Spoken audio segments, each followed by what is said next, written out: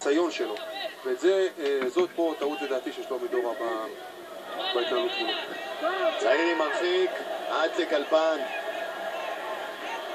עם הגוף, שומר יפה על הכדור, שולח את זה ימינה, נראה לגמרי שם, רלי מקבל, תראה כמה שחקנים בני יהודה עכשיו מצרפת להתקפה, 3 כבר בתוך הרחבה, אגייב בועט, אגייב כובש, 3-0, אמיר אגייב.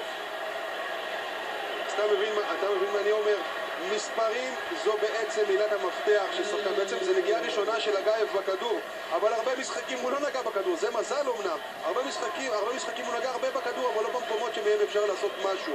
אבל ברגע שאתה נכנס ואתה רוצה להיות חלק מאותם שחקנים שמבקיעים גולים, אתה גם ממקם את עצמך במקום ובביקום שאתה יכול להפקיע גול ממנו, והוא עשה גול פנטסטי.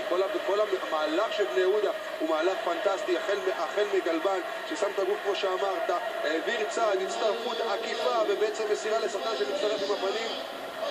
יופי של גול קבוצתי. אני חושב שבכל הגולים היפים שראינו עד עכשיו, אבוקסיס אוהב את הגול הזה הכי הרבה. עוז רלי עם הבישול, אמיר אגייב סוף סוף כובש שער השנה. כמה פוטנציאל יש לילד הזה, עד מתי הוא בטח גם שואל את עצמו ואת הקדוש ברוך הוא, מתי אני כבר אפרוץ?